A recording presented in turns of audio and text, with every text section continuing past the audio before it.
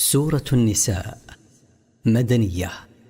من مقاصد السورة تنظيم المجتمع المسلم وبناء علاقاته وحفظ الحقوق والحث على الجهاد وإبطال دعوى قتل المسيح. التفسير: سميت بذلك لذكر النساء فيها وتفصيل كثير من أحكامهن.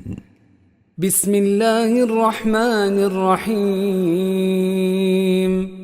يا أيها الناس اتقوا ربكم الذي خلقكم من نفس واحدة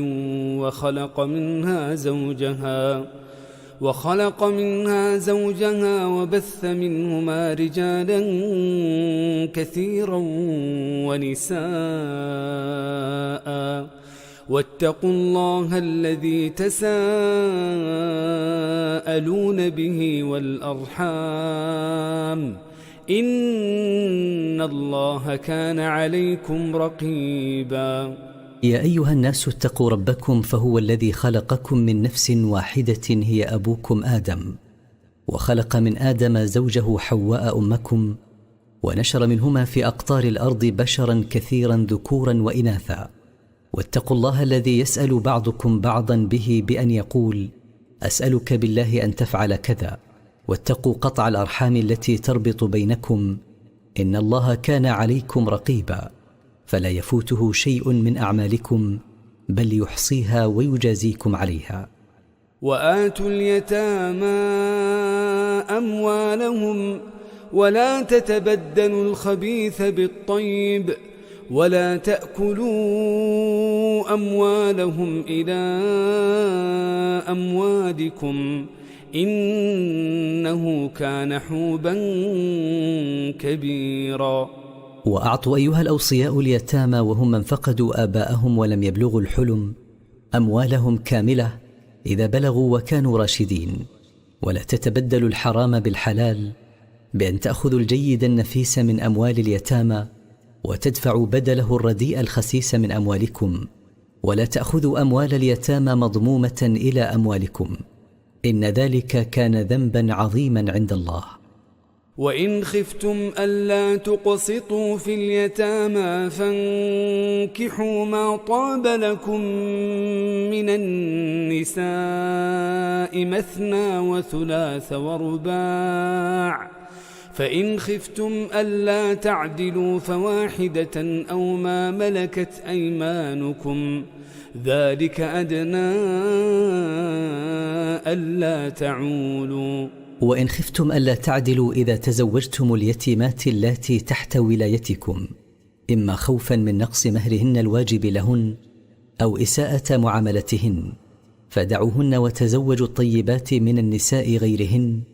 إن شئتم تزوجتم 2 أو 3 أو 4، فإن خفتم ألا تعدلوا بينهن فاقتصروا على واحدة، أو استمتعوا بما ملكت أيمانكم من الإماء، إذ لا يجب لهن مثل ما يجب للزوجات من الحقوق، ذلك الذي ورد في الآية في شأن اليتامى والاقتصار على نكاح واحدة أو الاستمتاع بالإماء أقرب إلى ألا تجوروا وتميلوا. وآتوا النساء صدقاتهن نحلة، فإن طبن لكم عن شيء منه نفسا فكلوه هنيئا مريئا. وأعطوا النساء مهورهن عطية واجبة، فإن طابت نفوسهن بشيء من المهر لكم بلا إكراه فكلوه سائغا لا تنغيص فيه. ولا تؤتوا السفهاء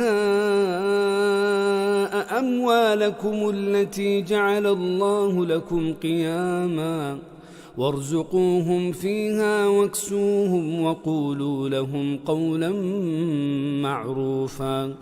ولا تعطوا أيها الأولياء الأموال للذين لا يحسنون التصرف، فهذه الأموال جعلها الله سببا تقوم به مصالح العباد وأمور معاشهم، وهؤلاء ليسوا أهلا للقيام على الأموال وحفظها. وأنفقوا عليهم واكسوهم منها، وقولوا لهم قولا طيبا، وعدوهم موعدة حسنة بأن تعطوهم ما لهم إذا بلغوا الرشد وحسن التصرف.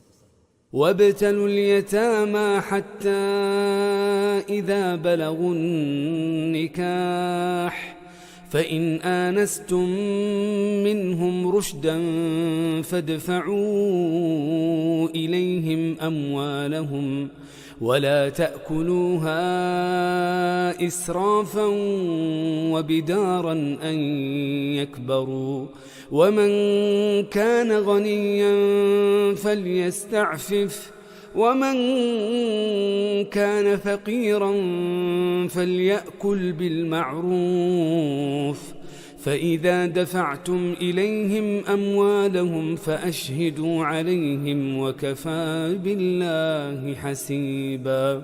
واختبروا أيها الأولياء اليتامى إذا وصلوا سن البلوغ بإعطائهم جزءا من مالهم يتصرفون فيه، فإن أحسنوا التصرف فيه وتبين لكم رشدهم فسلموا إليهم أموالهم كاملة غير منقوصة، ولا تأكلوا أموالهم متجاوزين الحد الذي أباحه الله لكم من أموالهم عند الحاجة، ولا تبادروا بأكلها خشية أن يأخذوها إذا بلغوا. ومن كان منكم له مال يغنيه فليمتنع عن الأخذ من مال اليتيم، ومن كان منكم فقيرا لا مال له فليأكل بقدر حاجته. وإذا سلمتم إليهم أموالهم بعد البلوغ وتبين الرشد منهم فأشهدوا على ذلك التسليم حفظا للحقوق ومنعا لأسباب الاختلاف، وكفى الله شاهدا على ذلك ومحاسبا للعباد على أعمالهم. للرجال نصيب مما ترك الوالدان والأقربون وللنساء نصيب مما ترك الوالدان والأقربون مما قل منه أو كثر نصيبا مفروضا. للرجال حظ مما تركه الوالدان والأقربون كالإخوة والأعمام بعد موتهم قليلا كان أو كثيرا، وللنساء حظ مما تركه هؤلاء خلافا لما كان عليه أمر الجاهلية من حرمان النساء والأطفال من الميراث. هذا النصيب حق مبين المقدار مفروض من الله تعالى.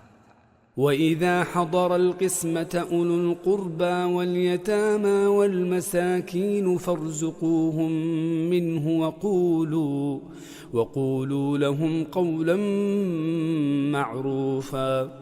وإذا حضر قسم التركة من لا يرث من الأقارب واليتامى والفقراء فأعطوهم على سبيل الاستحباب من هذا المال قبل قسمته ما تطيب به نفوسكم، فهم متشوقون إليه وقد جاءكم بلا عناء، وقولوا لهم قولا حسنا لا قبح فيه. وليخشى الذين لو تركوا من خلفهم ذرية ضعافا خافوا عليهم فليتقوا الله وليقولوا قولا سديدا. وليخف الذين لو ماتوا وتركوا خلفهم أولادا صغارا ضعافا خافوا عليهم من الضياع فليتقوا الله في من تحت ولايتهم من الأيتام بترك ظلمهم، حتى ييسر الله لهم بعد موتهم من يحسن لأولادهم كما أحسنوا هم، وليحسنوا في حق أولاد من يحضرون وصيته بأن يقولوا لهم قولا مصيبا للحق، بألا يظلم في وصيته حق ورثته من بعده، ولا يحرم نفسه من الخير بترك الوصية. إن الذين يأكلون أموال اليتامى ظلما إنما يأكلون في بطونهم نارا وسيصلون سعيرا. إن الذين يأخذون أموال اليتامى ويتصرفون فيها ظلما وعدوانا إنما يأكلون في أجوافهم نارا تلتهب عليهم وستحرقهم النار يوم القيامة. يوصيكم الله في أولادكم للذكر مثل حظ الأنثيين، فإن كن نساء فوق 2 فلهن ثلثا ما ترك، وإن كانت واحدة فلها النصف، ولأبويه لكل واحد منهما السدس مما ترك إن كان له ولد، فإن لم يكن له ولد وورثه أبواه فلأمه الثلث، فإن كان له إخوة فلأمه السدس من بعد وصية يوصي بها أو دين. آباؤكم وأبناؤكم لا تدرون أيهم أقرب لكم نفعا، فريضة من الله، إن الله كان عليما حكيما. يعهد الله إليكم ويأمركم في شأن ميراث أولادكم أن الميراث يقسم بينهم للابن مثل نصيب البنتين، فإن ترك الميت بنات دون ولد ذكر فللبنتين فأكثر الثلثان مما ترك، وإن كانت بنتا واحدة فلها نصف ما ترك، ولكل واحد من أبوي الميت سدس ما ترك إن كان له ولد ذكرا كان أو أنثى. وإن لم يكن له ولد ولا وارث له غير أبويه فللأم الثلث، وباقي الميراث لأبيه. وإن كان للميت إخوة 2 فأكثر ذكورا كانوا أو إناثا، أشقاء أو غير أشقاء، فلأمه السدس فرضا، والباقي للأب تعصيبا، ولا شيء للإخوة. ويكون هذا القسم للميراث بعد تنفيذ الوصية التي أوصى بها الميت، بشرط ألا تزيد وصيته عن ثلث ماله، وبشرط قضاء الدين الذي عليه. وقد جعل الله تعالى قسمة الميراث على هذا لأنكم لا تدرون من الآباء والأبناء أقرب لكم نفعا في الدنيا والآخرة، فقد يظن الميت بأحد ورثته خيرا فيعطيه المال كله، أو يظن به شرا فيحرمه منه، وقد يكون الحال خلاف ذلك.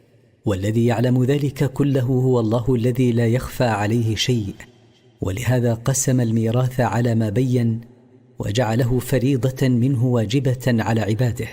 إن الله كان عليما لا يخفى عليه شيء من مصالح عباده، حكيما في شرعه وتدبيره.